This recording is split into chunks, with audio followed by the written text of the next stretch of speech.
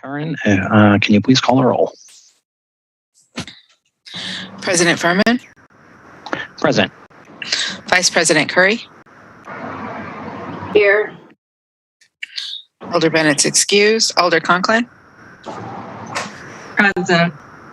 Alder Figueroa Cole? Alder Foster? Here. Alder Heck? Here. Alder Abbas? You have quorum. Thank you. I see that we do not have any public registrants, so we'll go ahead and skip the instructions and move right into approval of the minutes. Can I get a motion?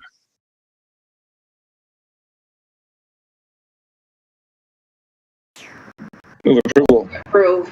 Second. Thank you. Any questions, comments, concerns, corrections for the minutes? Not seeing any, unless I hear otherwise, I'm going to assume unanimous consent. All right. As I noted, there's nobody signed up for public comment on the general item or any of our other items, so we'll just go ahead and move to disclosures and recusals or any disclosures and recusals. Not seeing any, then we will welcome the mayor, who is with us this evening, to give us a brief update. Thank you, President Furman. Hello, everyone. Good to see you all. It's been a good long time since I came to CCEC to give you all an update. And so I struggled a little bit with what I should try and cover. I decided to not reach back too far. And I decided to focus on some of the things that you might not be likely to know about already. So I'm not going to cover, some of the policy initiatives that we've been working on, because I think many of you know about them. In fact, we've been working on them together. So what I am going to focus on is just some of the opportunities that I've had to represent the city at events involving national groups.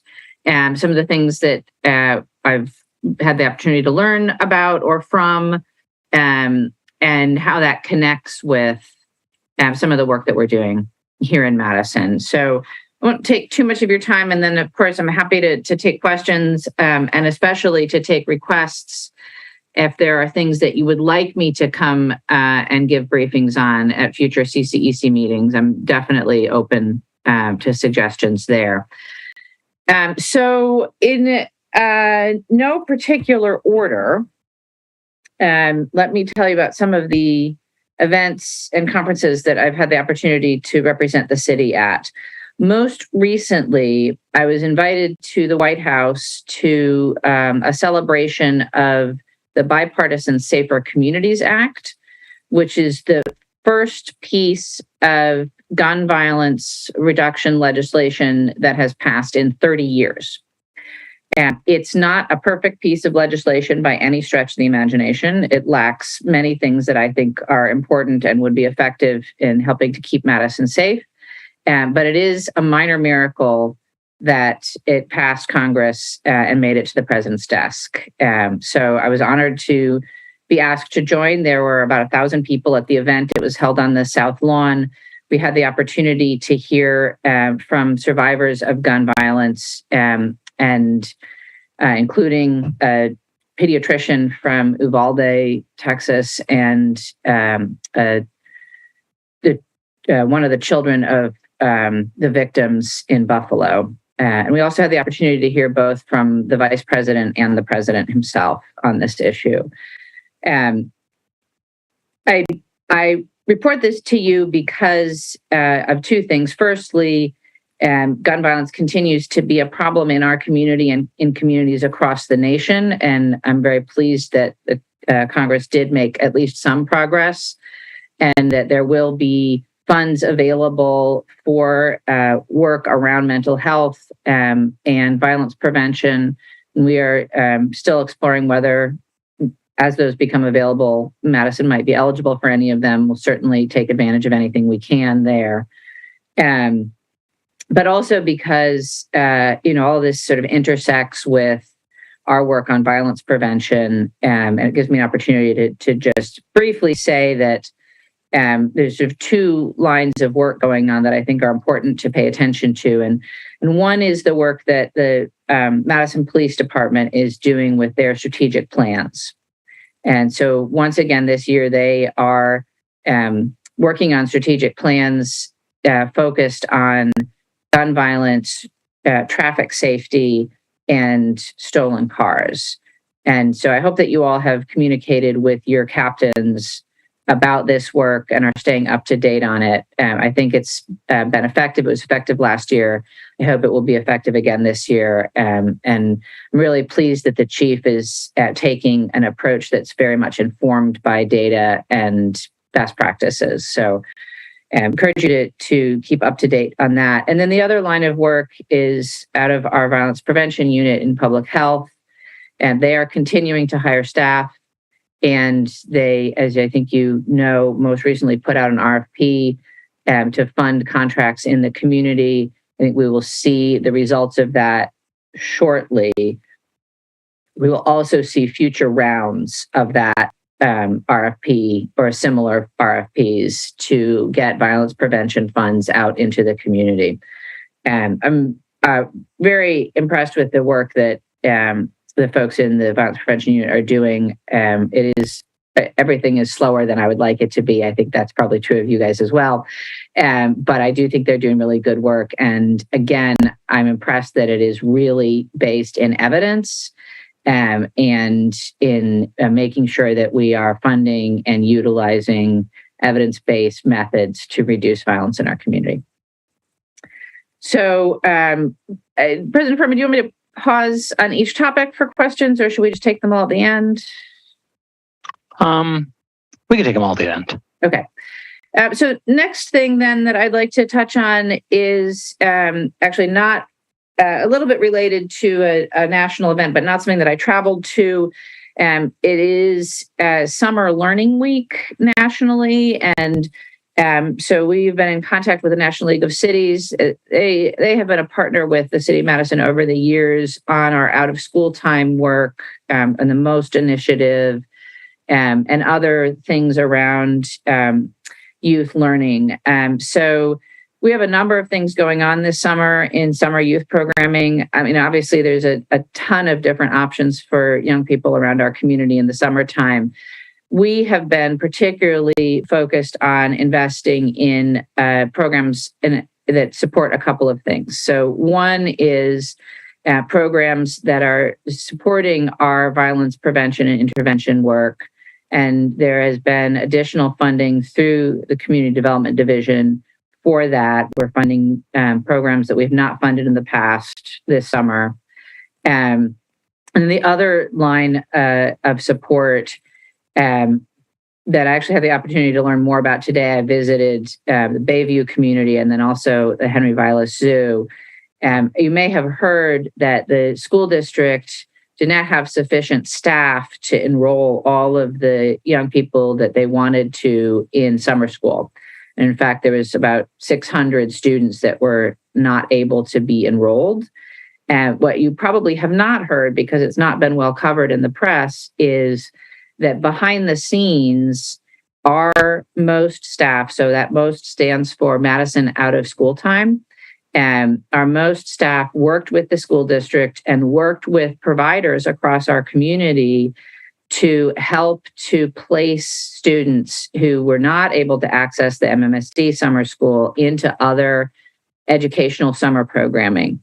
And so places like Bayview took on more students than they might normally, with support of funding from the school district, but routed through the city. So this is a real partnership, and I'm really grateful to staff who work on this every day to make sure that kids in our community are able to access the programming that they need. I also want to highlight something that our Community Development Division is doing, and that is the Parks Alive initiative. So these events are happening in parks all across the city. They're happening almost every day in one or more of your districts, and they're designed to engage the community, to provide recreational opportunities, but also educational opportunities, and to be and to be rooted in some of the best practices and evidence-based work around violence prevention. So I'm very excited about that. It's been a really big lift for staff, but I think they've been going really well, and encourage you, if you have the opportunity, to stop by some of those Parks Alive events. Next thing that I wanted to highlight, also not something that I was able to travel for, unfortunately, thanks to a flight cancellation, but we did have a recent meeting of the EPA's Local Government Advisory Committee. And I think you may know, I was appointed to that by Administrator Regan and asked to chair their air and climate work group. So I've been working with the Local Government Advisory Committee for a good number of months now. I bring this up in particular because one of the things that we do in this committee and in the work group that I chair is to discuss and collect information on issues that the EPA is working on.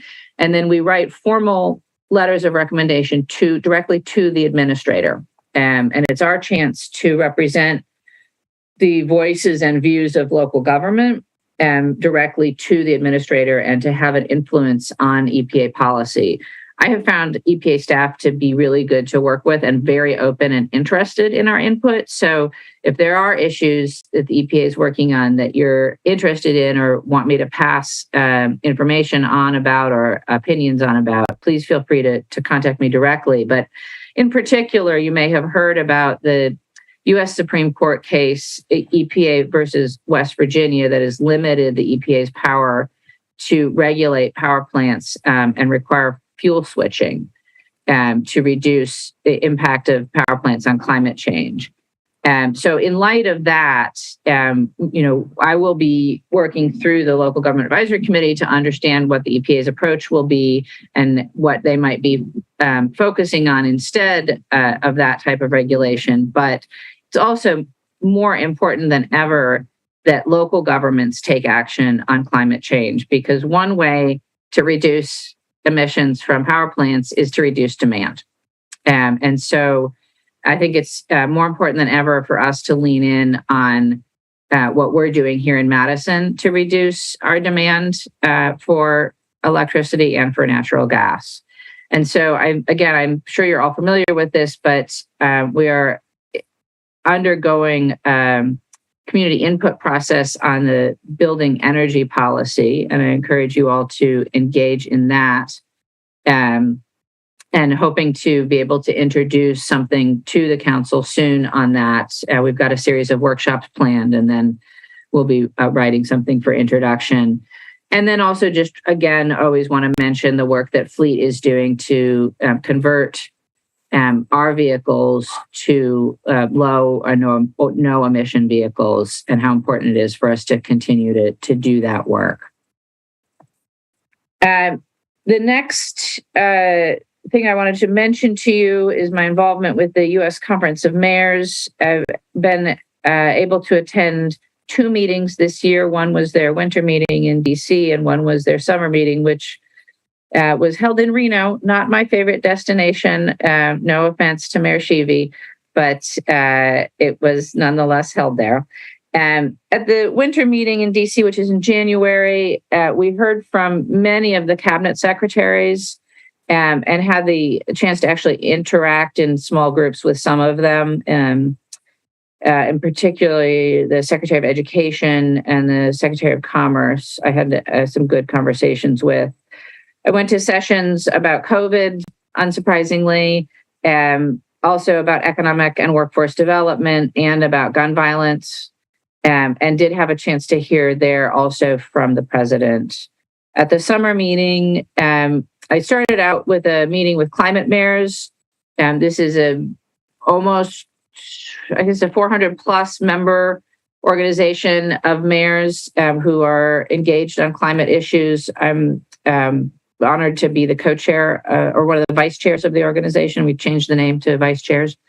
And so we had a good meeting thinking about how we can better engage with the Biden administration and also support mayors across the country and their cities in doing good work on climate.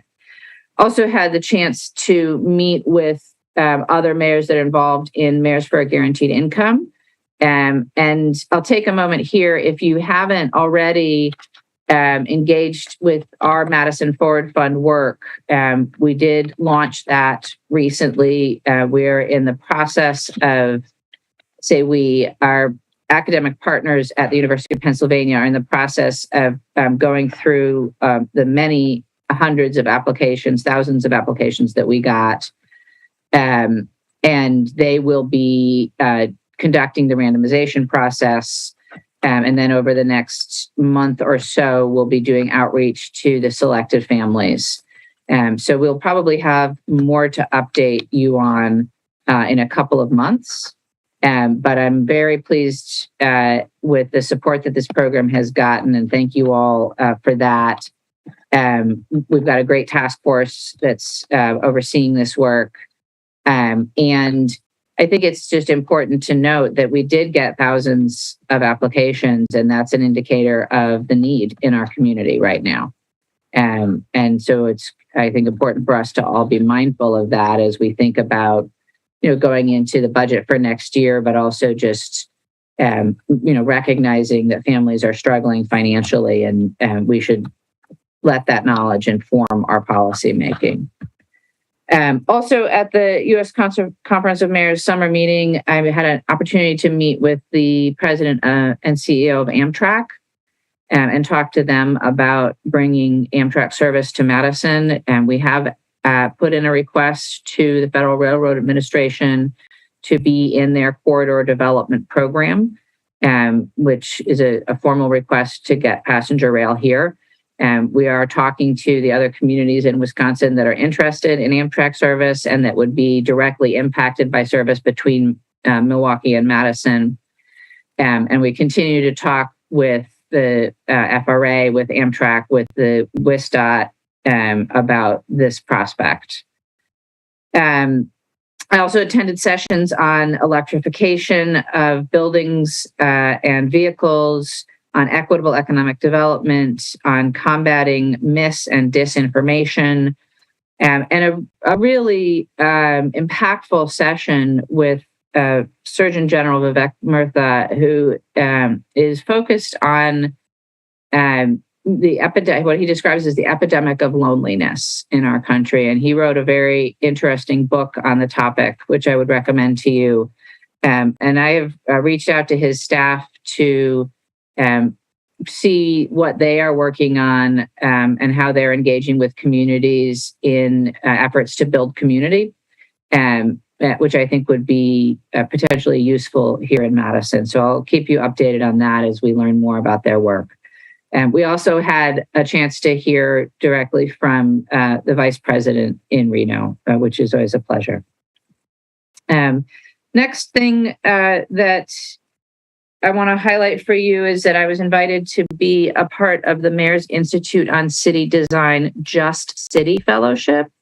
This is a multi-month engagement with them that focuses on equitable development and how you bring principles of justice and equity into land use projects. It's been very interesting. It felt like a mini grad school, honestly. There was a lot of reading involved, but a great opportunity to engage with a small group of mayors around the country and some folks who are really expert and get exposed to people who do this work in national level firms, which I mentioned because I would love to have some of them come and do work here in Madison. I think that would be very exciting to see.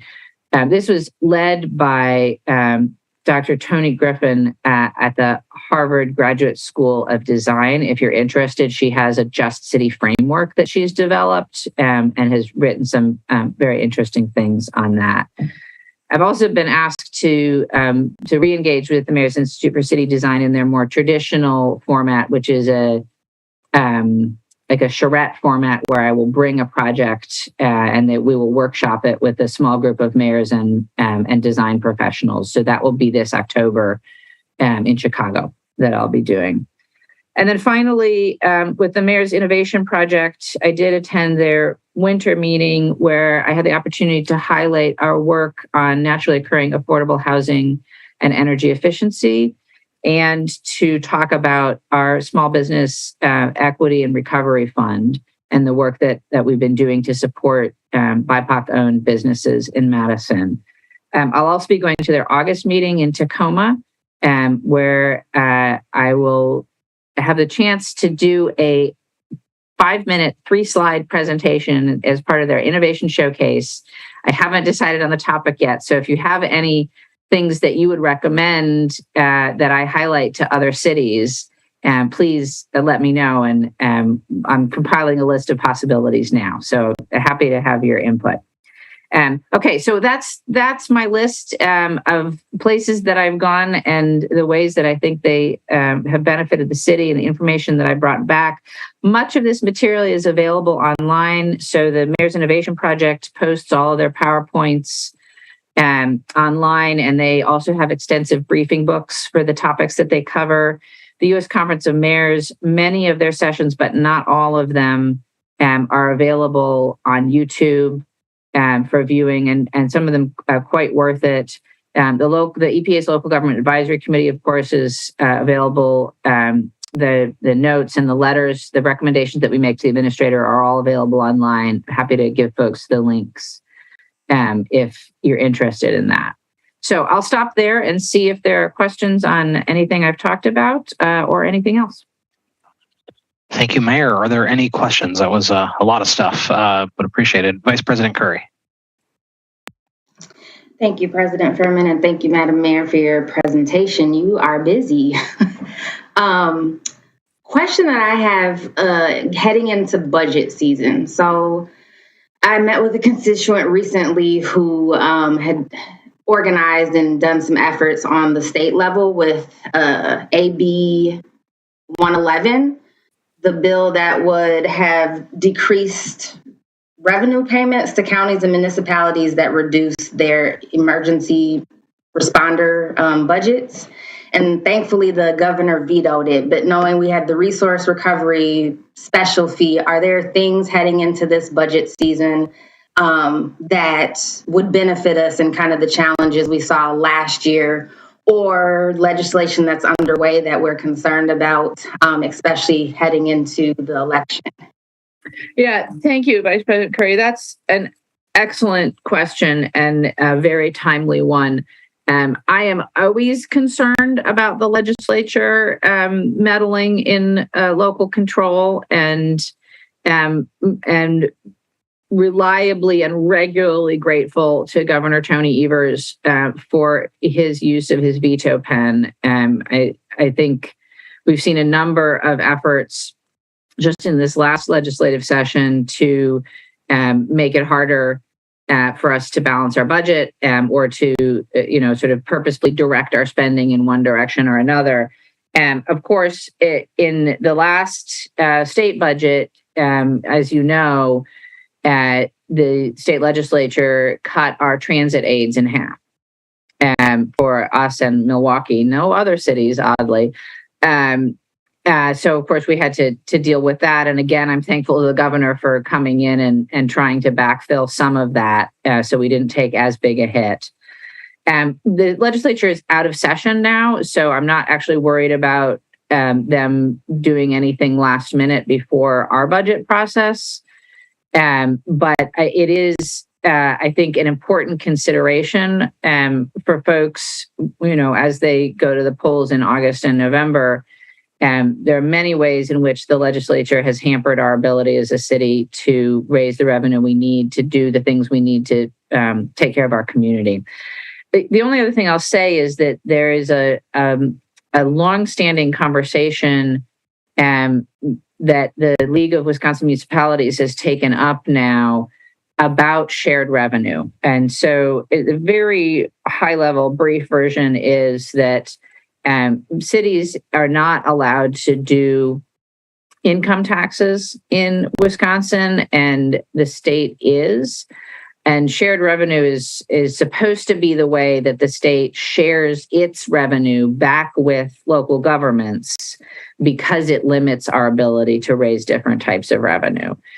Shared revenue has not increased in decades, and it has functionally decreased over time in terms of the actual impact in our budgets. And so the league has, I think, is having conversations now about how best to communicate with legislators about this problem and encourage them to, at a minimum, update the shared revenue formulas to keep pace with the times and with inflation, but preferably to actually materially increase the shared revenue to local governments. And this would benefit not just Madison, but of course, every local government across the state of Wisconsin. So that's something to keep your eye on.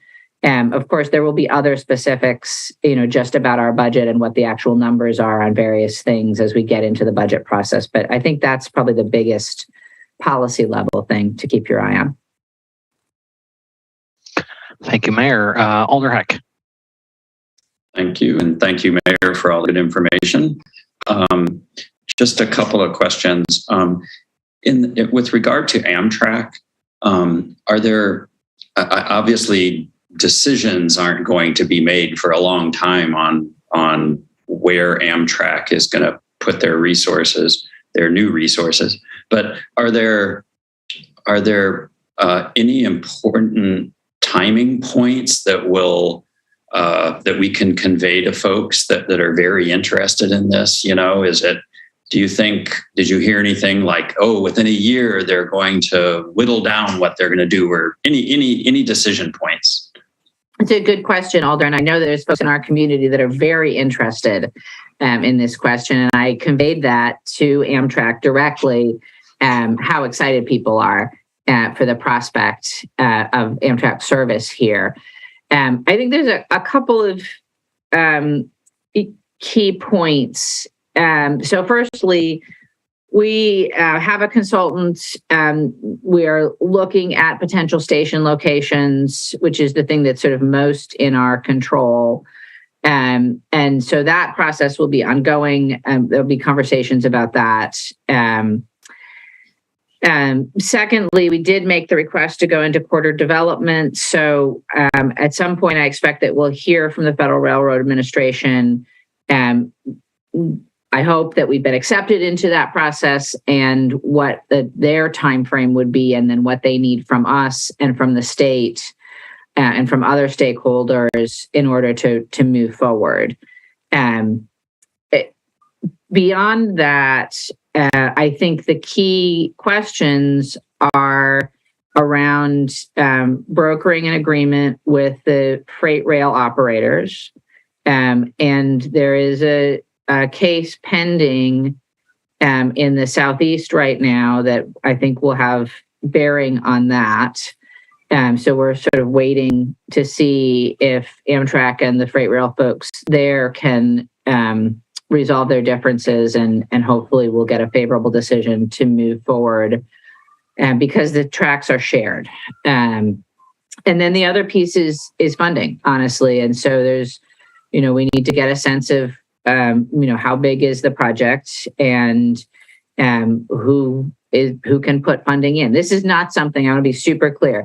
This is not something the city of Madison can accomplish through our budget, right? This will be a very expensive project. It will likely not be a project led by the city, but Amtrak does have funding. The Federal Railroad Administration does have funding. And I think the question is simply, how do we put the pieces together, and can we get approval to use that funding here in Madison? I will say, the only other thing I would say, so I know I didn't really answer your question about when is this going to happen, because I don't have specific dates, but the thing that I can say is that every time I talk to people from Amtrak, they are enthusiastic about the prospect. And we are literally on their map of places that they would like to bring service to. So that gives me hope.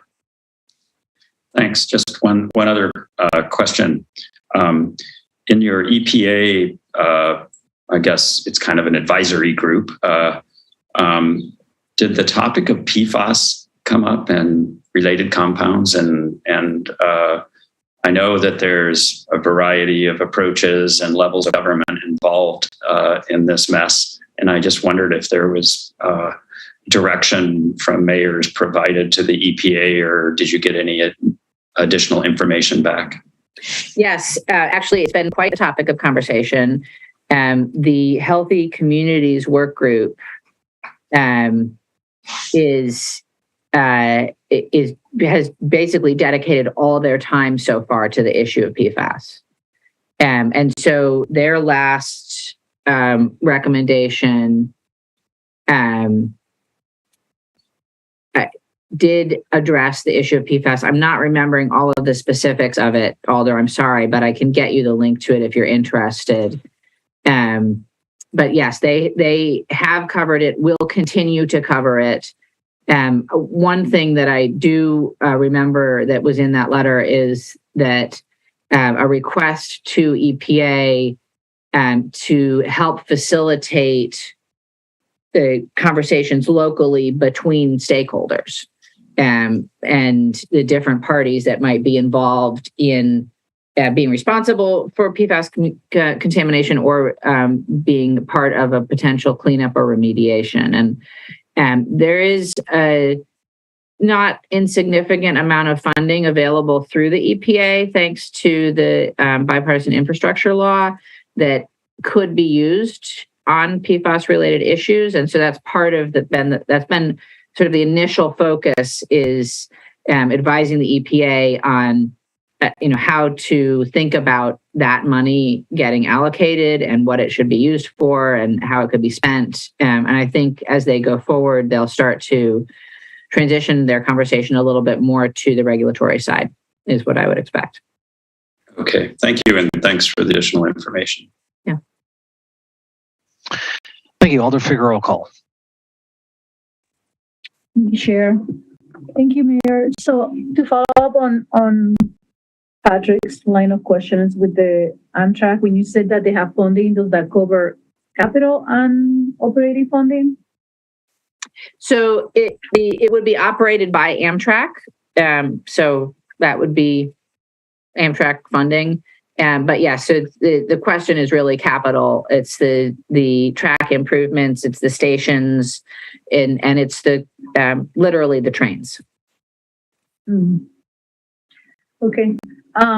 Yeah, thank you. And thanks for the plugin for the NRT's Parks Alive. That's going real well. And to advise other alders, I've been using them to promote Metro's route changes so they can inform people. So it has been great, all the collaboration with city staff to get information out there. So thank you. Thank you. Any other questions for the mayor? Thank you, Mayor. We have two topics, hopefully, that you can stick around for. One, I think, is going to be incredibly quick, and then the other, I would certainly love your involvement if you can, as we talk about our BCCs. So the next item on our agenda, hopefully, is a quick topic, but I did want to at least leave a little bit of room for item number 3 on our agenda, 71798, what is hybrid, just to see if there's any feedback based on our Tuesday meeting and anything that we should be thinking about going into our very quick additional meeting on Tuesday of next week. So do any alders have feedback to share about hybrid? Alder Conklin, go ahead. Thank you, Chair. Yeah, I think what went really well, Mayor, is the reminders of the agenda of like how many items are left, or yeah, just kind of giving us an update and on where we're at. I like that a lot. So thank you. Thank you, Alder. Any other feedback? Alder Foster, go ahead. Thanks. Yeah, I thought it went really well. Obviously, there was a lot of staff work in particular that went into making that work well, but I thought it felt very similar to being back there in person and having the kind of colleagues up on the screen worked well, at least for that number of them. And yeah, I thought the whole thing went quite well. Make sure the bathrooms are open for the public next time would be my my virtual suggestion. Thank you. Yeah, I can report we actually have done work to make sure that's the case. And we also now have better emergency phone numbers to get that fixed if it's an issue. Alder Figueroa Cole, go ahead. I think it's going to take time to remember not to press anything to raise your hand. I think that's what I got trouble there. Turning my mic off and on, like So that will take some get used to. And I don't want to complain, but the air conditioner situation, I don't know how. I know that it's a county situation, but yeah, it's a little bit too hot in there, even for this island person. So, but other than that, I think it went well. Yeah, when I will tell you about the air conditioner, when staff went in there at 5 o'clock, it was about 76. And so the good news is it did come down a few degrees by the time the meeting started, but then of course went up a little bit when the room started filling up with people. Hopefully we can get a better balance on that, but that was not unnoticed by others as well. Thank you. Alder Heck. Thank you. I don't know how we could do this, but one suggestion, I know we want alders to have the flexibility to attend virtually, but if at all possible, encouraging alders to come to at least one, in-person session, because I think that seeing yourself or seeing the virtual participants behind the mayor was instructive and a little bit jarring even. And it might encourage folks to be in person a little more often than not. If they were to witness that, I don't know how we can convey that. Maybe I just did. If anybody watches CCEC, but I plan to take advantage of attending virtually when I need to. So I appreciate the capability. Thanks. Thank you, Alder. Any other thoughts? Alder Foster, go ahead. Yeah, just one other thought. I remember feeling a couple times like I wasn't quite sure who was all attending virtually, because I think if everybody was off, they maybe weren't showing up at all, and so that was a little unsettling to just like not know who was absent and who was virtual, and it was easy to know who was in the room. So if there were to be some way to just have maybe even like the plaques of the people that are virtual, like have them up in the front somewhere, or I don't know, some way to just like it would be nice to know, or if somebody leaves the meeting or something. So maybe a little attention around virtual attendees and how we can make sure we know they're there. Thank you, Alder. Vice President Curry. Thank you. I think I have more of a question than a comment, but I personally shout out anybody for coming in the chambers and giving public comment, because it is way more intimidating in person than over Zoom. I was wondering, prior to the hybrid format, like, I appreciate the convenience of multiple alders being able to ask the same person a question or bring them back later once they come in the queue. And how did that work before? And is there anything we could do now, like, especially with COVID, like, do people line up, or if there are a lot of public comment on one topic? So are you referring to actually the Q&A portion of it, or just people testifying in person, how we would queue that? Yeah, testifying in person. And you know how, like, some of us will ask the same, I'm not saying this clear. Some of us will ask the same member of the public questions, but not necessarily in sequence. So maybe 4 people. And if someone is appearing in person, like how does that get managed if there are more folks that come in public? Mayor, it looks like you want to take that. Go ahead. Yeah, so in the past, Alder, I don't actually know that we handled it that well, because we would have the person come up and answer the one question, and then they would sit back down, and then another alder would say, well, I want that person back up, and they would sort of jump up and down a little bit. We have thought about trying, and obviously we only had the one registrant in person. Sorry, my cat would like to meet with all of you also. But I've thought about trying, if we do have multiple registrants, to ask the council to ask all their questions of the one person first, and then we'll go on to the next person that we have a question for. So we'll see. I'll try and facilitate that as it comes up. To be determined. Alder Conklin. Okay, this is kind of a process question as well, Mayor. So when you're doing the people in person that have questions and then people on Zoom, are you doing mostly everyone in the room first, and then the Zoom people just come after the folks in the room talk first? Like, is there a way because what if I put my hand up and then someone on virtual puts their hand up and then someone in person, how are you managing that? Imperfectly. But I'm trying to actually do it in the order that people ring in. But because it's on separate screens, I don't get it exactly right. Okay. Yeah, I was just wondering if there was. Trying to. It's two different screens. The one is with the Zoom hands, and the other is for you all to ring in the room. And I actually resorted in that meeting to writing a list in a piece of paper in front of me. Keep it old Never school. Keep it old school. And I actually sat up there, so I know what you're talking about. When we were there, I sat up there and we saw how the screens were different and things. So I know it's a lot to handle.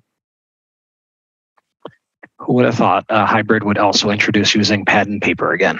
Alder Figueroa Cole. That's a good question. Does the light on the microphone comes on when you press the button or when you get recognized? So there's a light that comes on that's green when you've pressed the button to go in the queue, and then when you're recognized and able to talk, it will light up as red. So the actual microphone. You can see in the room who else is on the queue by looking at the light. That's what I'm getting at. No, you can see people's displays. So we've talked about that and don't have a good solution for that. Okay. I could have said that back in the day that was the queue, but I was noticing no, the lights were on. I'm like, then I don't know who else is in the queue. That is a big deal. Although there's not going to be a solution to that in the room. But I would just suggest that, if somebody makes your points, you can pull yourself out of the queue at any point in time. Oh, no, definitely. I was just like, in Zoom, about like how many people are in the queue, how much more but there wasn't a visual for that in the room. Yeah, and that's why I apologize that I didn't do this well at the first one, but that's why I will try and remember at key points to say we've got, X number of people in the queue and we've got Y number of items still on tonight's agenda, just to give people a little status update. And I didn't think of that until, more than halfway through our last meeting, but I'll try and remember more frequently. Thank you. Appreciate the feedback, everybody. Any other thoughts? Great. Thank you all. We will continue, I'm sure, talking about this and continue to learn and iterate. And at some point soon, we will start talking about what hybrid means to committees. But we'll take a deep breath before we do that. If the body doesn't have any objection, I'd like to skip for the moment item 4 on our agenda, which is the implementation work group update, and move straight to item number 5 on our agenda, 72568, which is our boards, commissions, and committee structure discussion.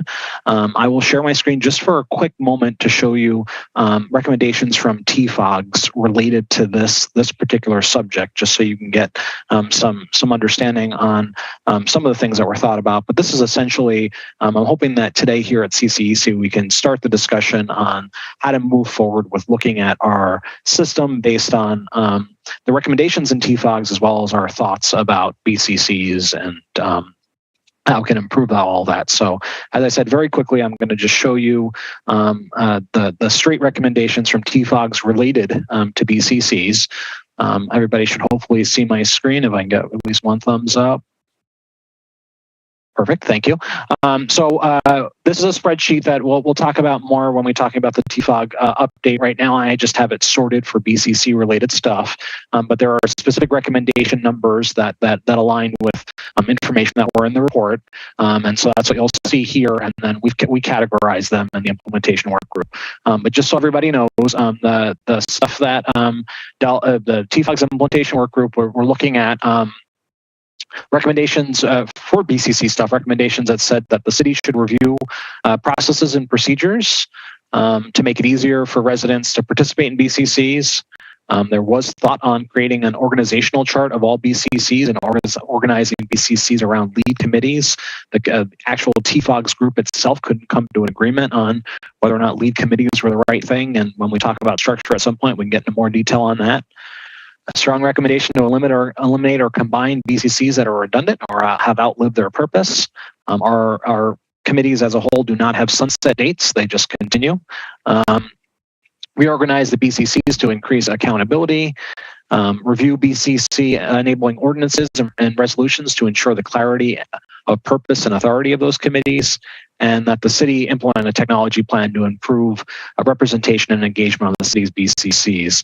I think that's probably something to think about even more once we're done reorganizing them, but I do think we probably have accomplished some of that with our virtual stuff. So with that in mind, I'm going to give back the stop sharing my screen. We'll give back more space for our discussion, but really wanted to see if we can talk about different ways to tackle this BCC reorganization. We have Mayor Baumel with us, who did work with the TFOG's implementation group and does have some stuff that she could probably pull out if we wanted to, that could get into some of the different ways we have thought about restructuring BCCs and the ways to think about that. But I really and I know they're between the mayor, Alder Foster, Alder Figueroa Cole, and Deputy Mayor Baumel have some ideas on kickstarting this. And so if any of them want to quickly raise their hand before the other, they can start the conversation. But I think there have been some ideas around surveys and stuff like that to see how we can do something nobody has ever been able to do before, which is tackle our incredibly large system and make it more efficient. So who wants to be first? Deputy Mayor Baumel, go ahead. Thank you for returning to the Deputy Mayor Baumel. I momentarily got a promotion that no thank you, I did not want. But thanks. I guess I'm not speaking up to propose any particular solution other than to say a couple of ways we have thought about this is this a process of going through our existing list and thinking through a process of kind of making changes to some of those committees, perhaps reducing some of those committees, combining some. Another version that's been contemplated is do we want a whole new set of committees? And early discussions were around maybe we should let form follow function. Maybe we should consider a survey of where do people want to go. We went pretty far down that track in some of the earlier implementation working group discussions. And I think we got, my personal feeling is we got to a point where it started to be too much. Like I think we were trying to talk about what is the purpose of our BCCs, some evaluation of that, and a number of questions around those, and then where do we want to go? I think if there's a way we could simplify it, it might help us figure out and just look at those forward-looking questions. Where do we want to go from here? What do we have for our vision? What are our major goals? That would kind of maybe help set us down a path of what next step makes the most sense. So, like, if we say, if the big aha moment is we want all of our BCCs to have really great, robust staff support so that they can be incredibly effective. there's probably a maximum number we have to start looking at. So I think the next step would be us there. And of course, if that next step is, if the max is 45 versus 15, then that probably leads to the question of, okay, are we trying to play around the edges or do we need to rethink this, right? So that would be one example. Another would be, if you said what we really care about is shorter and fewer meetings. We want to be engaging with our community in a different way outside of this very formal structure. That can take us in a number of questions, but it also might raise some policy questions. Like if you want shorter and fewer, we need to deal with how many things would be on every agenda, right? And how does that not take a long time? And start talking about, are there ways to say like, okay, this could be like a monthly, these could be bulked into a staff recommendation addressed all at once, or, I'm making that up and it probably would not be a one size fits all, but the idea just being if we started with a survey of some form, it would perhaps help drive us in a particular direction.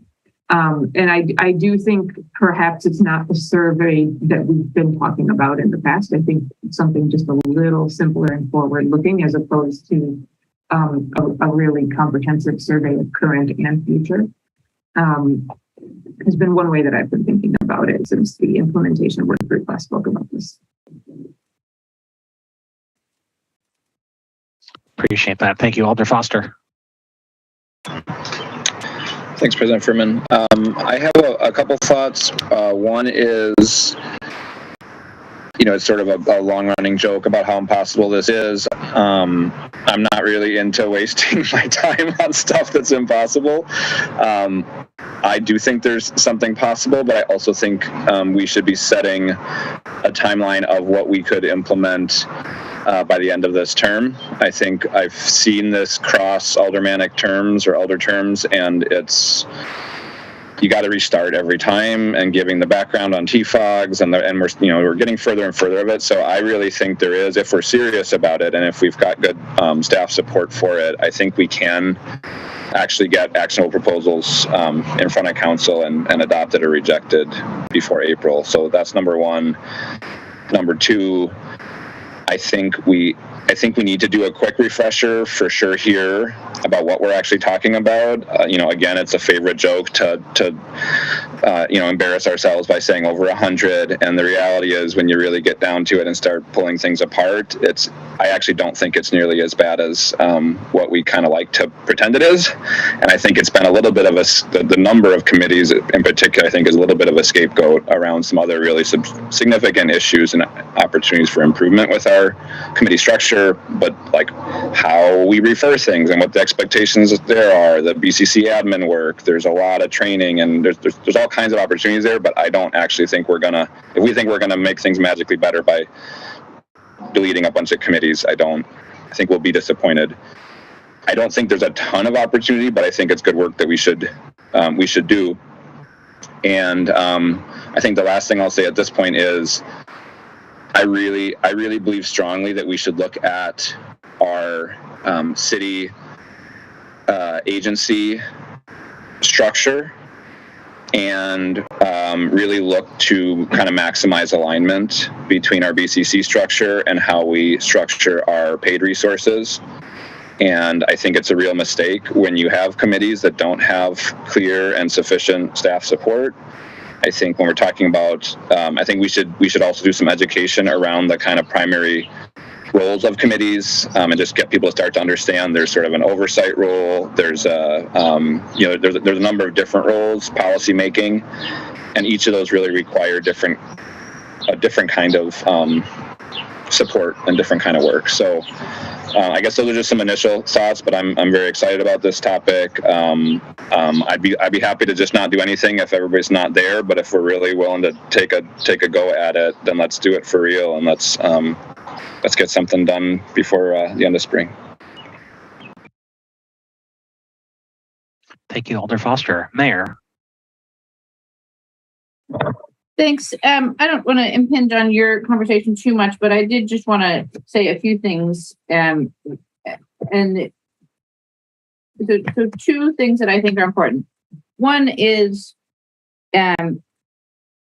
there's a lot that I think we could do to make both the experience of serving on a committee better and more productive, and the results that we get from committees better and more productive. And that includes a whole slew of things that, frankly, I've been talking about for years, including facilitation training and better staff support, and more frequent evaluations, and more work plans, strategic plan. I mean, there's all sorts of things that I think would make these bodies more productive. And Alder Foster's absolutely right. Simply reducing the number of committees will not do that.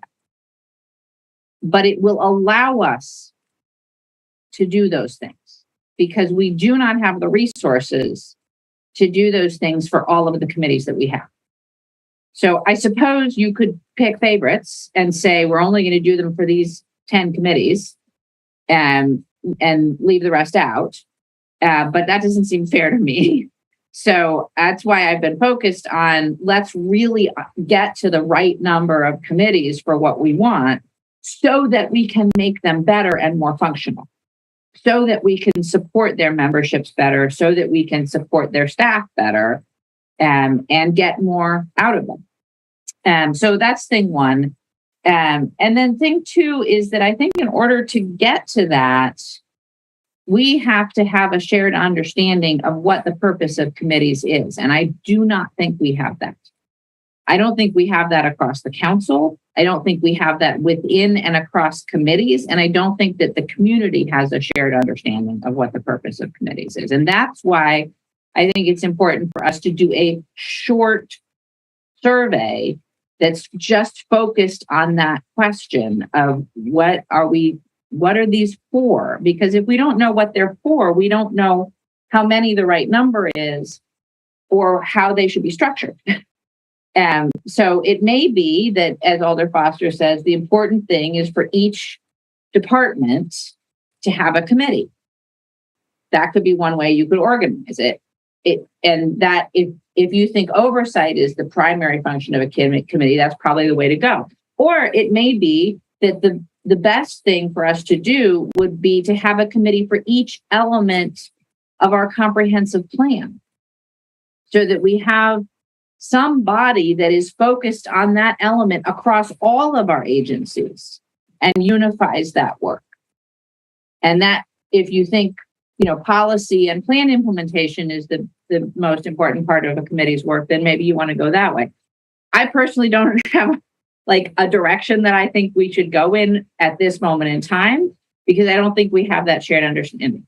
I will hold out the possibility that we may never reach that shared understanding, but perhaps we could at least reach a shared understanding about the purpose of certain committees, right? So that we could understand that this is a committee that's primarily about oversight, and that's why it's structured this way. Or here's a set of committees that are that way, and these committees are because they're mandated by the state, and these committees are focused more on policy. And now, hard to imagine doing that and shrinking the number of them at the same time, but maybe it's possible.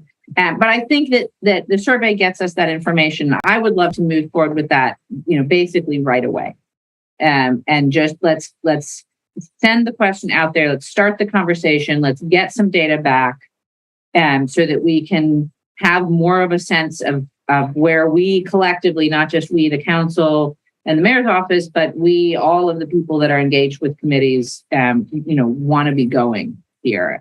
So anyway, I'm enthusiastic also about the possibilities here. I think it's worth doing.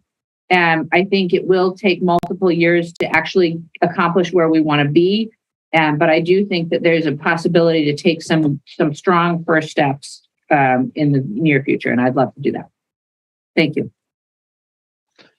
Thank you, Mayor. I appreciate that. Thoughts on that being a starting point? A survey that Alder Heck. Thanks. Yeah, I agree that this survey is a great idea. There could even be a couple versions of it: one for alders, one for residents, one for agencies or staff. I don't know, but I would suggest asking a lot of leading questions. I also, just one other thought about the entire restructuring and related matters. I feel like a key part of this is going to be the council office. And, obviously we don't have the capacity to utilize them for much of this at this point, and probably not for quite a few more months. And we do want to do something soon. So I hope we can figure out a way to do it without overburdening staff. I mean, there was a whole set of things related to community engagement too that we'll eventually have to tackle, and I do think there's the opportunity to do some of that during the current Alder terms, but I do think that first conversation is an important one to do first. Thanks. Thank you, Alder Heck. The mayor is a little bit further away from her computer, so she can't stop me from saying this. I think she's back. I think she has volunteered some of her staff resources to help us with this. I think there's a thought that, and this is maybe where she'll correct me, that organizational development could also help, maybe in one meeting, help clarify some survey questions. Karen has a lot of experience with surveys in past lives, so we do have Karen as a resource, who's obviously overstressed right now and overwhelmed with stuff, but I know she could probably give us a little bit of time. And then Deputy Mayor as well does have experience with that. So I do think we have internal experience outside of just the council office that would be willing to give us some time at this stage to kick this off and get this going. And I got a blurry thumbs up from the mayor, so I did not overstep there. Thank you. Alder Foster. Thanks. It's good to hear there will be some resources. Will definitely be a big lift of a project. I like surveying. I'm definitely a little nervous about this one. I'm particularly nervous because this is like GFOGs started here and did a survey, and there's I just would really hesitate to kind of repeat or start down the same rabbit hole. I mean, there was a lot of digging into this, and the recommendations that you had up, President Furman, before was sort of how far that group got. And to me, if we put a survey out there that isn't really well thought through and isn't really trying to answer some questions for us that we've actually asked, I feel nervous about just kind of getting a survey out there as a first step to kick it off, and we don't even really know what we're wanting to know yet. I find it potentially a little disrespectful for folks if we're not really clear about what we want to know from them. And so I would be much more in favor of as well designed of a survey as we can get, and would rather invest and make sure we're really trying to capture something that's going to inform next steps in our discussion, and would also, potentially, I think we should also start our conversations, the background, having older conversations here at CCC about what do we think BCCs are for, before we just wait and get some survey results as well. So I don't know. I'm supportive of it. I think we should be careful with it. There'll definitely be potential criticism that it's not scientific enough. And if we get it back and then we just spend a bunch of time debating whether it's, something we can rely on or not, and why it's biased and everything else, I don't think it's going to move us super far. So I'd like to let's not wait for survey results for sure. And let's start the policy conversation. What do current alders think BCCs are for or should be for? And let's start the conversation. Thank you, Alder. Alder Figueroa. I don't disagree with anything that has been said thus far. Just want to remind or acknowledge that there has been work already done on this process. Like, I think Karen put together a huge, very comprehensive list of the committees with some details to it that perhaps needs additional classifications, but it's not like we're starting from ground zero either. So I do echo some of the things the mayor was saying, especially, I don't know if that's what she meant, but what I can grab from there, we don't have to stop doing some analysis until we wait for a a survey to be prepared to go out. I think there's a lot of education that we can be putting some kind of package together on what that education can be, or what topics we want to be covering, what we want to relate to people, while at the same time the survey is done or prepared. I agree. I share the concerns of just expressed by Foster, and perhaps this is one that we pay, an external resource to review, and we do have some contacts that can help us with that. But I'm sensing that we need to start from ground zero, and I want people that were not in the ethics committee to know that that's absolutely not the case, that we have already some work done, and we are just to build on that. Thank you. Thank you, Alder. Karen, go ahead. So a couple thoughts on this one. I personally would shy away from doing honestly, I don't want to, okay. The next step survey-wise, I think should really be focused on staff, and maybe if you want to do BCC members or chairs, separate surveys. I always think it's always better to sort of clarify things instead of muddying them. I have a really strong reaction, and I don't know why, so folks can keep on talking about it and maybe you'll figure it out for me. I have a really hard time justifying spending money. And again, if this is given to us free, and briskly and free by somebody else, great. But I have a really hard time justifying spending money for an internal survey like that. I don't know why. I don't know. I'm just going to put that out there. I've been feeling uncomfortable about it. I think that there seems to be a bit of an impasse. I used to staff TFOGs in its previous TFOG's implementation in a previous iteration, been involved with the administrative services team, and Christy and I have met, Deputy Mayor Baumel and I have met quite a bit to discuss these things. And it does strike me that we are maybe perhaps at a bit of an impasse about what we're up to and what we should be up to. And I think that one way I would like to see this continue. So, we'll talk about survey questions. I would like to focus them.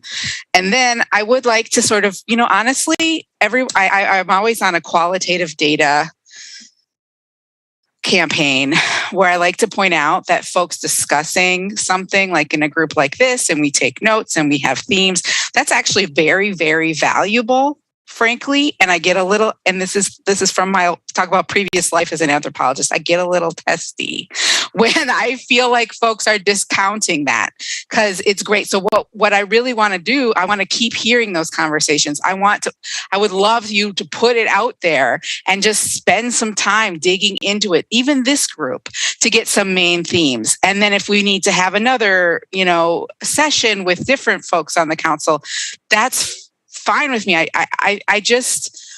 I feel like we keep talking past each other. I'm worried that we will talk past each other in survey questions, particularly with the alders, because folks either won't fill it out, or they'll fill it out quick because who wants to sit and do that? So I just want to encourage everyone to consider some more of these really robust conversations. And I'll stop talking. Thank you. No, that's helpful. Thank you. Alder Conklin. So President Furman, when they're saying there, or, who is this survey for? Who is this survey going to go to? Is it just internal? Is that what we're talking about? There could be multiple targets for that, Mayor. It sounds like the mayor has some opinion on that. Go ahead, Mayor. So listen, we could do all sorts of different surveys. We could ask all sorts of different questions. The only thing I am interested in asking people right now is the sort of deep, forward-looking philosophical question of, what do you think committees should be for? And I'm not interested even in necessarily give us an essay question back, right? But should they be primarily about oversight of staff work? Should they be primarily about community outreach and a way for people to engage with the city? Should they be primarily about policy advice for the council? Go down the list of options here and get a sense from the people who staff the committees, what they think the answer to that is. Get a sense from the leaders and members of the committees, what they think that answer should be, and get a sense from the council. And it's not going to be scientific, right? It's a sense. We're taking the temperature. We're pointing a direction or we're pointing out disagreement, right? And then you bring it into then we have the deep conversations about it, right? And we start to thrash out what we think, where we want to go, what that means about different types of committees or different individual committees or number of committees overall, or how they should be organized. The survey is not going to solve our problem for us. It's just giving us a place to ground the conversation. Okay. So you're mostly talking about starting internally, if that's what I hear correctly. Entirely internally. Internally. Yep. So okay. Staff, committee members, council. Okay. All right. Well, that's good then. Because my point I was just going to make is that if and when a survey does go out to the community, like Alder Foster said, there needs to be more education about what a committee is and what it serves and what it brings to the table. Like, I think even I'm going to be, I don't know. I just think that folks don't have enough education around what they are and what they serve for, but I get that we're taking the temperature first. So I understand that. I just vote for more education around this. So thank you. Thank you, Alder Foster.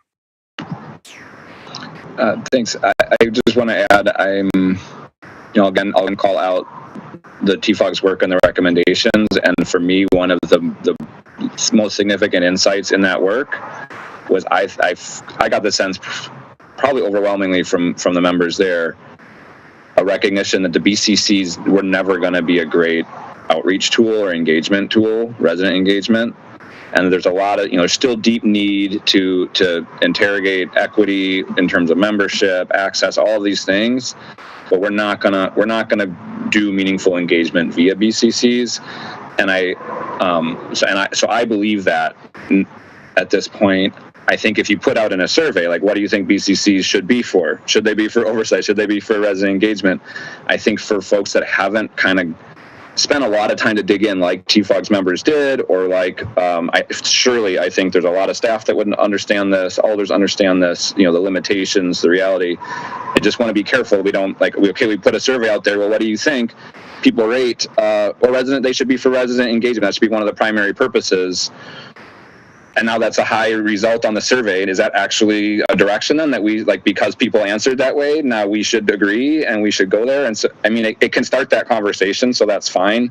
I'm just going to say again, be careful what you're asking for. And if it's going to return numbers, and if it's not scientific, but it's still giving us where there's a 90 here and there's a 70 here, we have a real potential of tying ourselves in knots. And I really think we should respect the work that's been done so far and try and build on that and take some action and be really cautious about starting a conversation from zero again.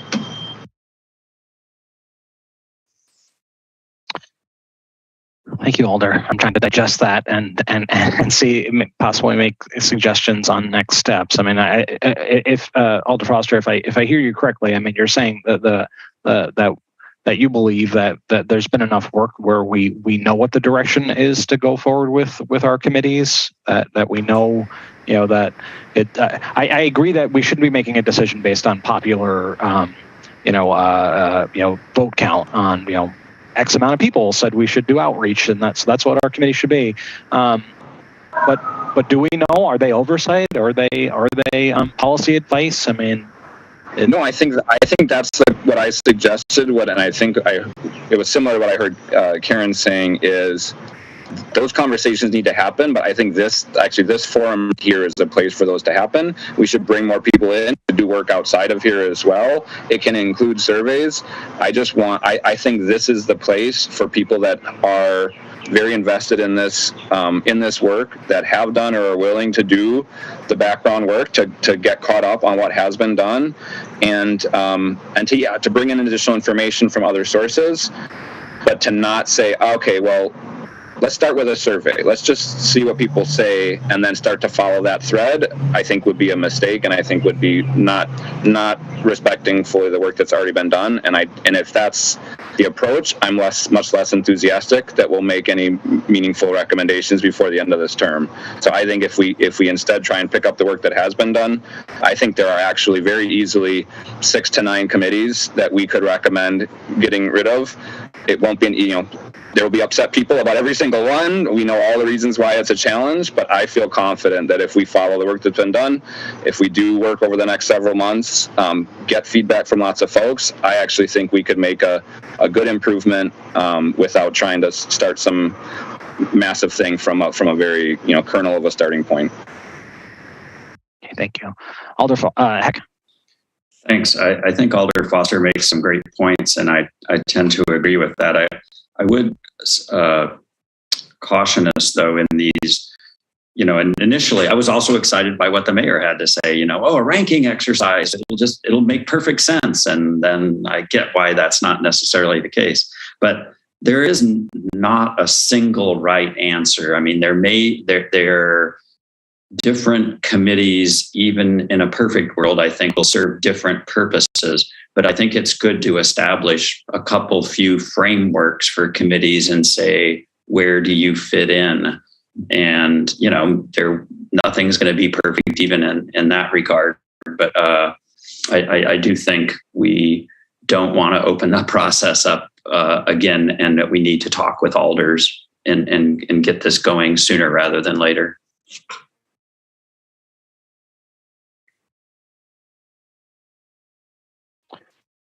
Thank you, Alder Heck. I think that's all helpful. I'm not entirely sure. Does anybody want to define the next step then? I mean, is it being doing a committee of the whole council? Is it inviting some committee chairs to our meetings or inviting some staff to our meetings? Alder Foster. I think if there's some staff that could work on preparation, and I would defer to what they think in terms of how much time it would take, but to prepare to come back here, hopefully not too far out into the future, with a kind of a little bit bigger summary of what was in the TFOG's report related to this topic, some of the initial survey results that were done around this topic, kind of gathering together everything that we do know, and then an updated version of the spreadsheet that Karen had worked on previously. That's our kind of current state. Here's what we have. Here are the ones that we have to have via state statute, that whole thing, and do a sort of a grounding exercise for CCC and for other alders that can attend, and get everybody at least a little bit on the same page about what is that history, and then I think we'll have a better sense of where we need to go after that. Thank you, Alder. Mayor, go ahead. I just want to say I think it would be a real mistake to not engage at least committee chairs, but preferably also committee members at the very beginning of the process. It's going to be hard enough. But if people feel like they've been asked what their point is, what their experience has been, what they think it should be, I think it will be easier to say, okay, we're reorganizing in this way.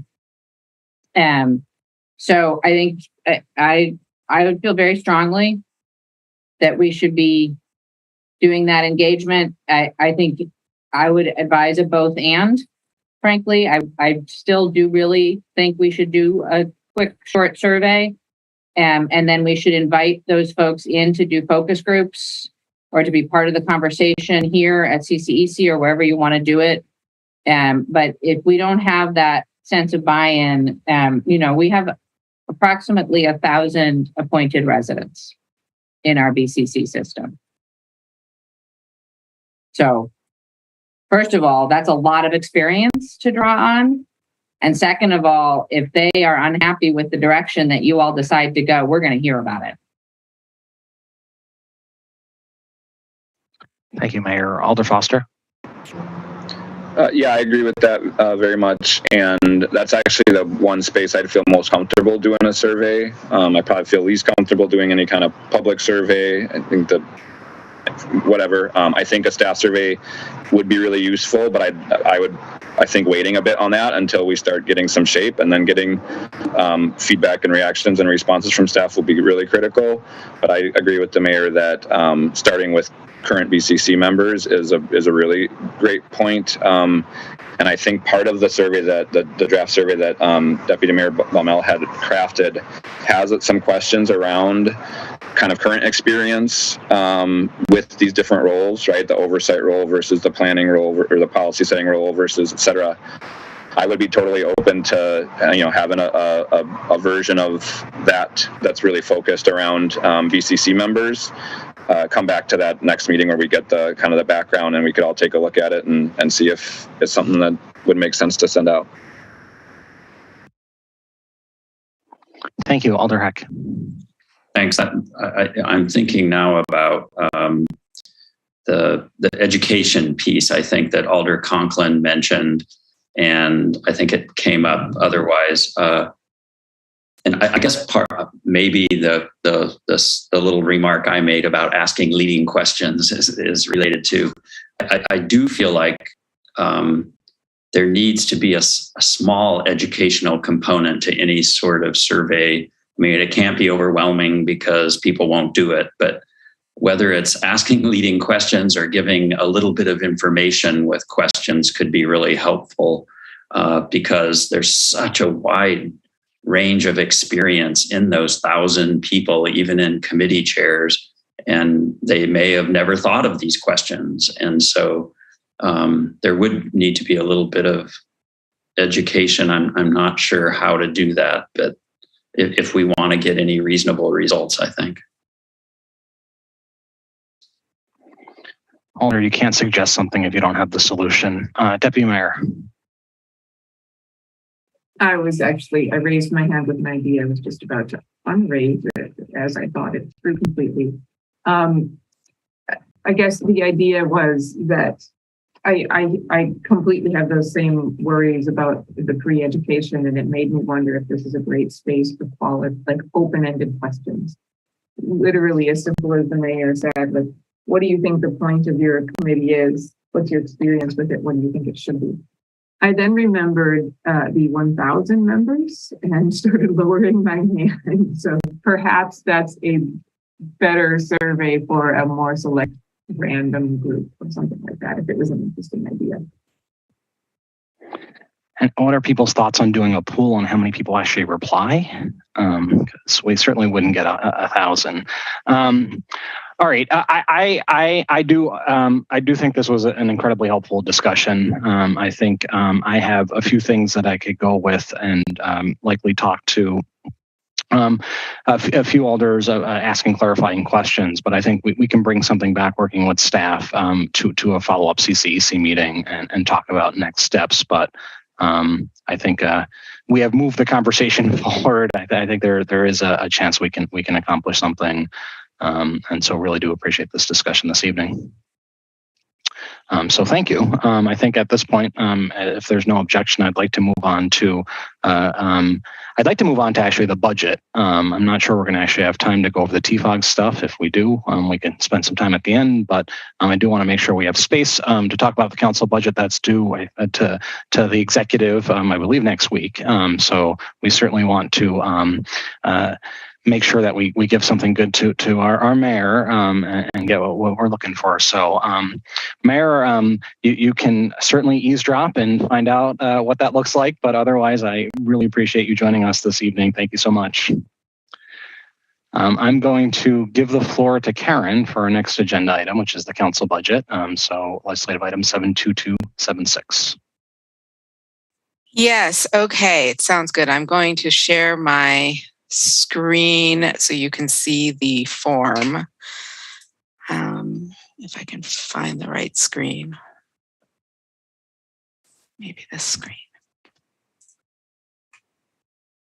And so what I want to do, I'm going to be jumping around just a smidge because it's in different, the way it's sort of set up differently. So I want to call out some things. So I didn't do anything other than what I had already told you I was going to do. So when we had the conversation last time, that's still happening. But one question that I really need your direction on is the $5,000 for the intern matching, the intern stipends. That's one thing that I have put in here as pending because I need direction, and then I'll integrate it or not, depending on your direction. So this is the overview of the budget. It doesn't include the $5,000 for the intern stipends right here.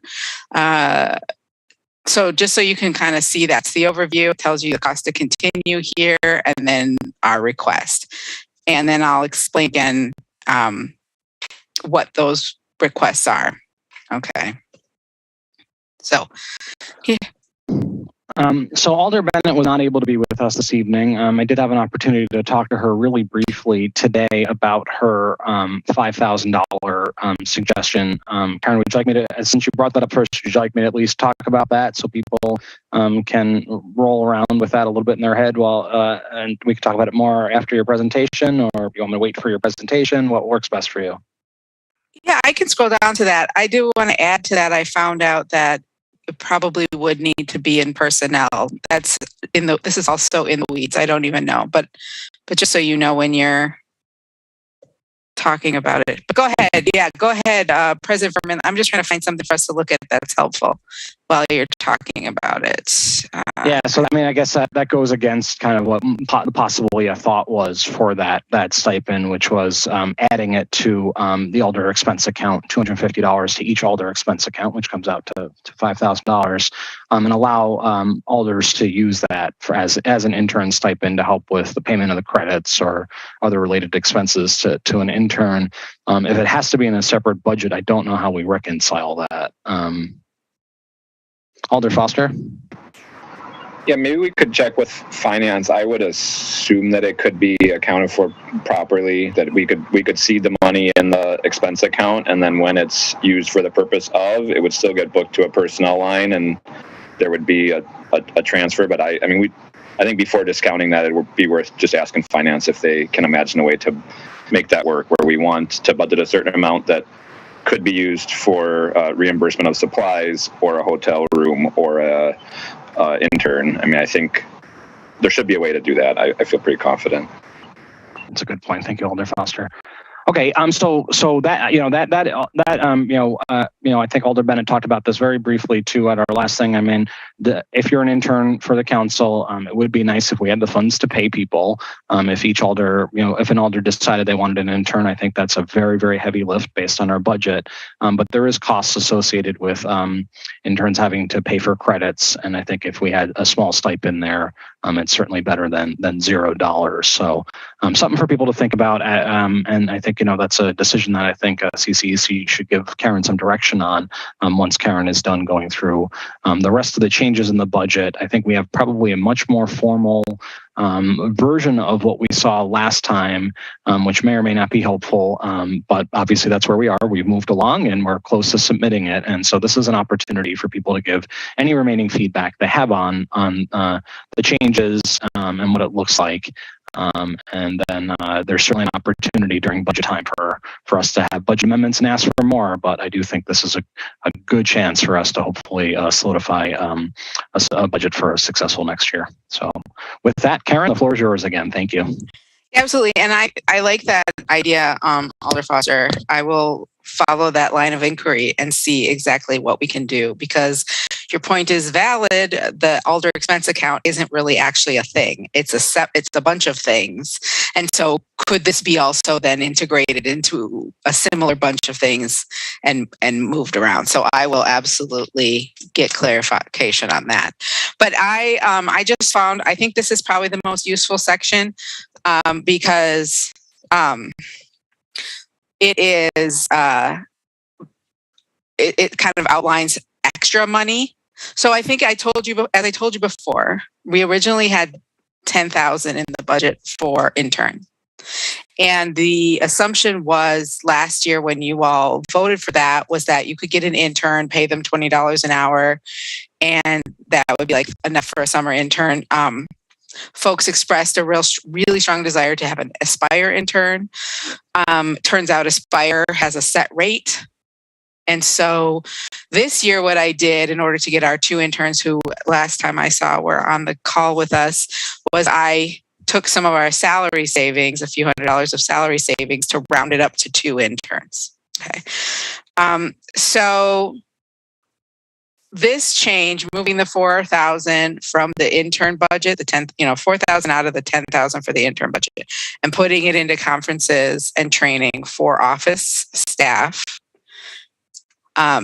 still gets us an intern, still gets us an Aspire intern next summer from anything I can tell. And there's even a buffer in there in case they raise the pay rate. So I feel confident that that will still get us what we need. Also understanding that our office space is very constrained. And even in our new office space with the additional person, it's still very constrained. So anyway, but what I did in addition, as I told you last week, I added another 1,000 to round off to 5,000 for office staff conferences and trainings, professional development, right? And as I mentioned, I also rounded up the professional membership line by $250 so that we can offer the staff to be able to be in professional associations and use those networks. Then you have your $25,000 for the Alder training and conflict mediation. Obviously, we don't know yet how much we will need for that. This gives us something to start with, and we can adjust it next year. And also just remember that the conflict mediation part we may or may not need in a given year. So it's just something to think about. And then the $5,000 that we discussed for intern stipends when alders choose to have individual, otherwise unpaid interns. That's it. That's what happened. That's what I'm submitting. I can put this on the screen for a while if you want to look at it. I have some questions here about equity and how we in our budget work towards equity. So I talked a bit about in particular, well, why would I want professional development for staff? Like, why would I want those resources? And one of the big issues, of course, as you know, is this incoming community engagement specialist who's this new position. It's got these expectations to really be delving deep into communities, and it has to integrate and communicate with all these other folks in different agencies who are doing community engagement, right? So that position needs to be, all the positions need to be supported. That position in particular is very much in the forefront of my mind with this.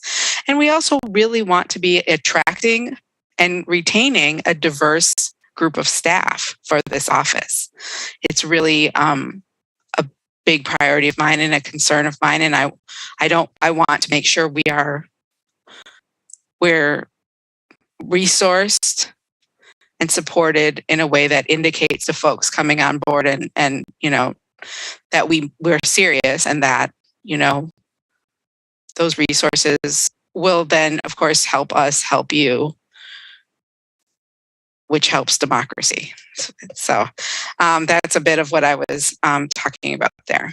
So we did not take a reduction, obviously. So thoughts, questions, and then don't forget about the 5,000. Yeah. Thank you, Karen. This is definitely, I don't recall CCEC ever going into this level of detail. And so I appreciate you going into this level of detail with us. Also will say, obviously, we had our chief of staff start April. We have a budget that recycles every year, and this has been a heavy lift this year. I think we'll figure out how to, what the best way to do this is going forward. But I do appreciate very much Karen giving us an opportunity to talk about this. If people don't have much thought, that's fine. People have comments or changes, certainly let us know now. And then if anybody wants to try to come to some sort of consensus about that $5,000, that would certainly be helpful. Alder Conklin, go ahead. Thank you, President Furman. My vote is to keep the $5,000 for the intern match. I hope my colleagues will support that. Just personally, me being the single mother that I am, I have 2 degrees. I've done 2 unpaid internships.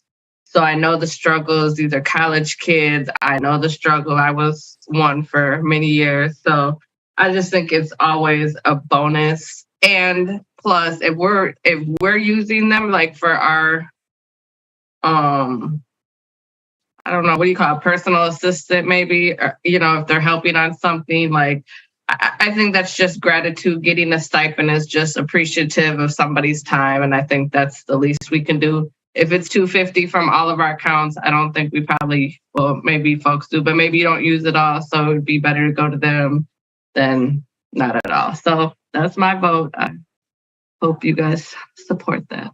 Thank you, Alder Conklin. Alder Foster.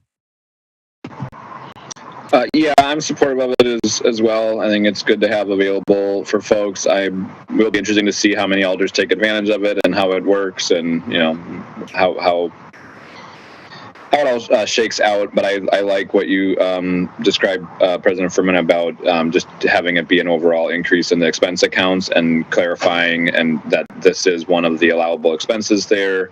And that way, if somebody can't get an intern or doesn't want one or whatever, but they've got some other use for it, I think it makes a lot of sense. So I'm supportive of it, particularly in that kind of if it's budgeted in that way.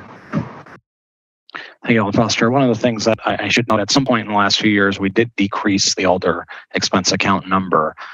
Karen, Alder Foster's, anybody have that number? I'm putting everybody on the spot with that. Karen will look that up. But the point is that account used to have more money. This $250 increase probably still doesn't even bring it back up to where it used to be. So it's a minor increase. There are obviously some other increases in our budget, but I do think, as Alder Conklin said, ideally for me, if we could actually pay alders hourly, I really would be liking to do that. But the costs are just astronomical if we start to look at that over 20 alders and the serious constraints in our budget. Alder Figueroa-Cole. I'm confused. So what are we voting on? Is it so I don't actually or to raise the money? So I don't actually think we're going to take a vote because I don't believe we actually had an action here tonight to do that.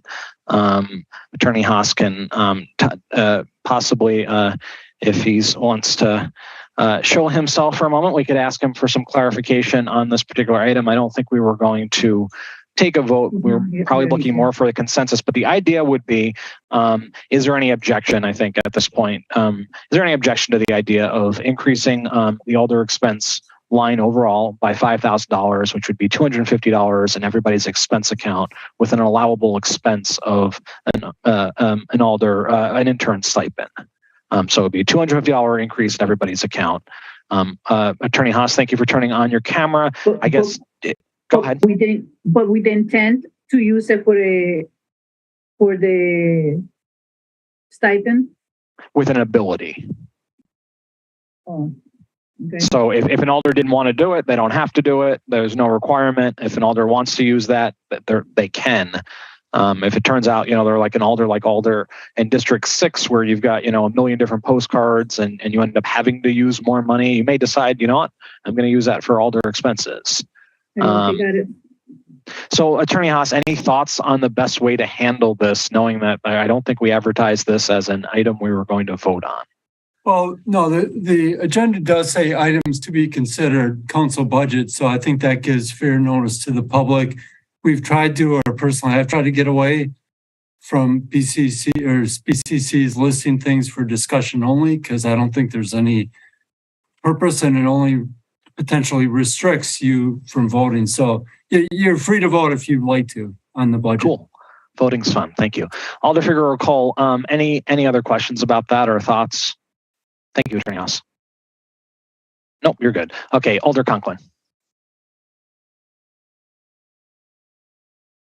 Thank you. I was just gonna say I was merely practicing, just staying in practice. I wasn't really like voting. I was just trying to stay in line with council. That's all. Thank you, Alder Heck. Thanks. I know interns can be really fantastic, and I'm not saying that just because some are in the room. I personally can't imagine having an intern. Maybe I could figure out a way to make it work, but I feel like I don't have time to have an intern, even an intern, even though they could save time if I were smart enough to figure out how to use them properly. But that's just sort of a personal remark. The $250 could potentially also be used to go to an additional conference or anything else that alders currently are allowed to do with their expense accounts. So it's not just postcards. And then my real comment is, increasing our budget.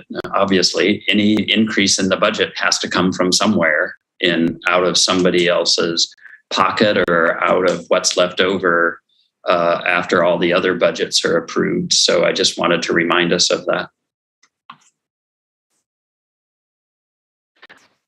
That is helpful. Thank you, Alder. Alder Figueroa Cole. Well, in that case, I want more money. Let's just take more money so then we can negotiate later.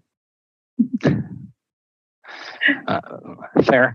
So any other thoughts on the, so it sounds like, we're going to take a vote in a moment on the 5,000. I think we probably should take a vote on whether or not we're okay with the budget. Anybody want to share any thoughts about the budget increase? We've obviously had some discussion about that at our last meeting.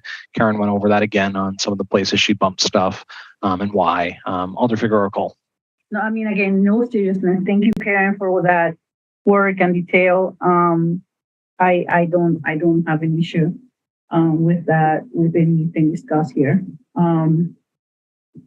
Yeah, I mean, I can see the extra funding. Like today, we can share the account. It's very flexible. We can move it, as long as we can perhaps really move it around for if we have confirmation that we can move that money over for an intern or even more than the 250, then I don't,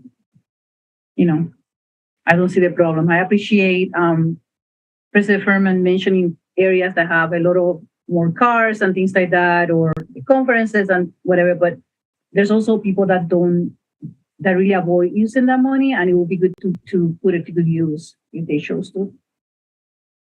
Thank you, Alder.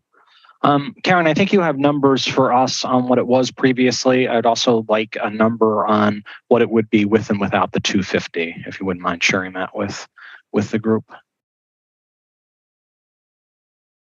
Do you want to, are you still calculating? Okay, one more moment. Then Alder Foster, go ahead. Yeah, I was just going to say real quick, I really appreciate just having this here, and I hope it's we can kind of set a new culture for this moving forward. So I think it makes total sense for the chief of staff to put together a proposed budget, bring it to CCC for feedback. I like how somebody had a suggestion for a change that wasn't, exactly coming from the chief of staff, having it here for discussion, and then, that's what gets submitted for the mayor to consider. So I just wanted to recognize this process, and I hope something like this continues in the future. Thank you, Alder Foster. So just so everybody knows, Alder expense accounts used to be $2,625. They are currently $1,900, and if we did this increase, it'd bring it up to $2,150. So it'd still be way, way, way shy of what they used to be. But certainly, adding up some money with an intentional purpose. Alder Heck. I just wanted to remind everybody that we can also, I believe, share our Alder accounts with other Alders. I actually use almost none of mine because, all development proposals and such usually in District 2 have relatively flush applicants. So there aren't many that I've paid for. But if somebody is short or wants to have 2 interns, maybe I'd be happy to share some of my expense account with other alders. Yeah, I think that's been kind of an unwritten but normal tradition where at the end of the year there are alders that come to other alders who haven't used their expense account that much and ask. I know too. I do, in District 19 do not use my expense account that much. I will say we will probably have more discussions about this in the future. But my account will probably be used a lot more as president. So there are certain things that I'm telling staff go ahead and use my alder expense account for. And so I think at some point I want to have some discussions about some of those things so we're a little bit more clear on that and have a clearer direction on it. But that's for another day. So if somebody would be willing to make a motion on their proposed budget, that'd be great. Alder Foster, go ahead. I would move recommending the budget as proposed by our Chief of Staff, including the proposal from Alder Bennett to add that amount across Alder expense accounts. Can I get a second?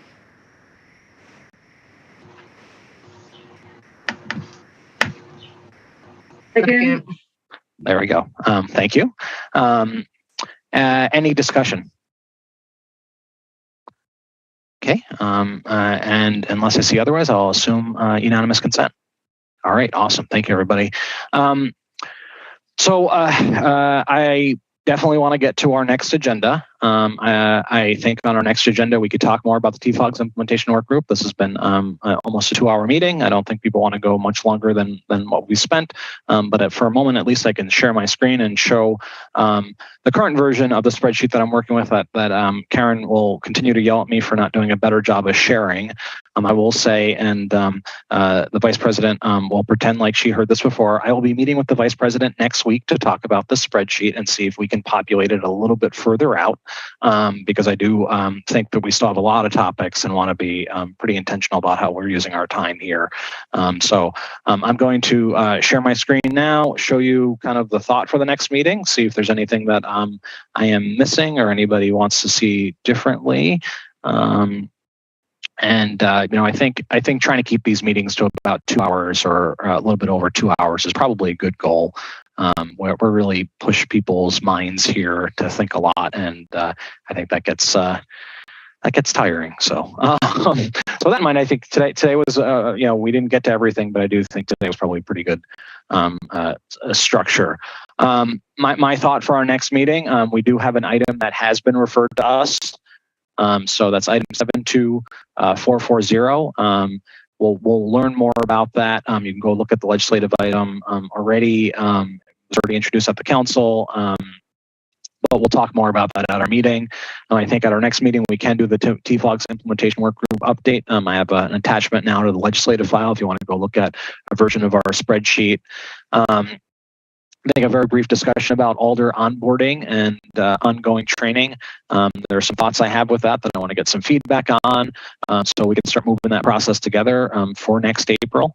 And then I think maybe there's a good opportunity to talk about outstanding referendum questions, which is related to the TFOG thing. And possibly district reports. We have some data on something that the media team used to do called district reports, and wanted to really try to get better direction on this. That's something that we think is a worthy thing to continue to put resources in. What did that mean in the future? Not sure if that definitely makes sense for our next agenda, but at some point put that on the radar.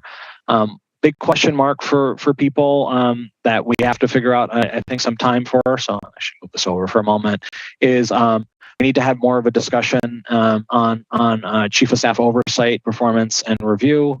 One thing that we will have an update at our next meeting about the council office, similar to how we've had in the past. And does anybody have any thought on when we should start talking about committee hybrid? I think that's we're learning a bunch with this. There are thoughts on what that looks like. Is that a more urgent meeting? People think maybe for our next meeting. Is that something that we can do in August, September? I mean, anybody have any sort of direction? I guess with thinking about our next meeting being the most important part. Alder Heck. Thanks. I think it's an important topic, but I don't think if we have other more pressing matters, I think it's okay to delay it, given that I think, as far as I know, pretty much every BCC has voted to stay virtual when they've had the opportunity. And I think a fair number of them have voted to stay virtual through maybe September or until September. But I feel like it's not a pressing matter. Appreciate that feedback, Alder Heck. Alder Figueroa Cole.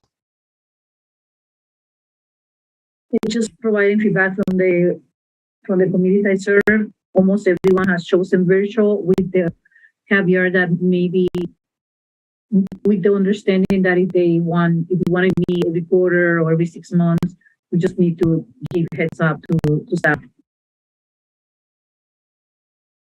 Great. And I would support something like that. Yeah, thank you. Thank you, Alder Figueroa Cole. Vice President Curry.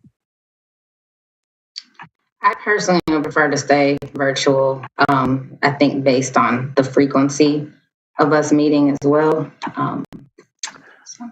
Well, appreciate that. Yeah. Okay. So I think Alder Heck. Sorry to speak a second time, but I wanted to make sure folks understood that there are a couple of questions embedded in this. There's hybrid, and then there's groups want to meet maybe quarterly in person without considering the hybrid component. So there's sort of a two questions embedded in this, I suppose.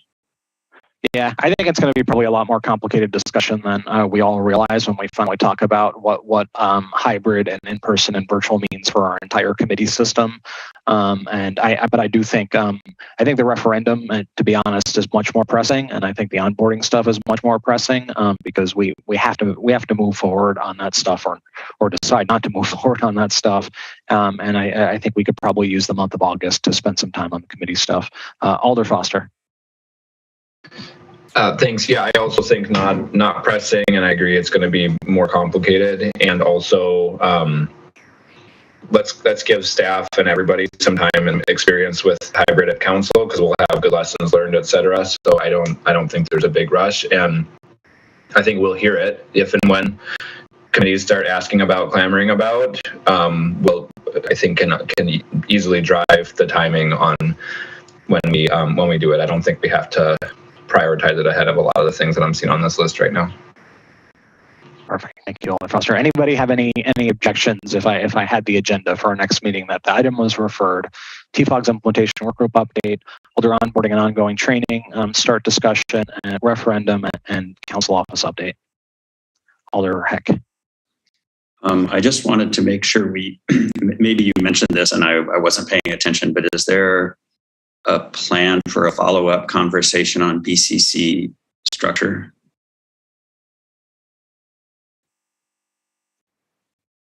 Yeah.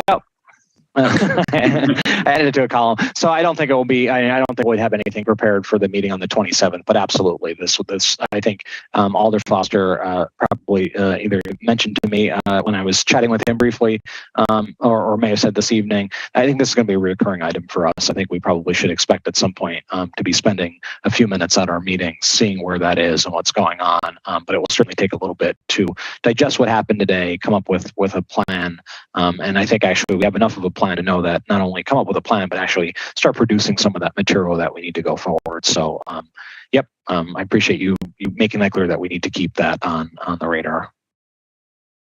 All right, I think we've got our agenda for our next meeting.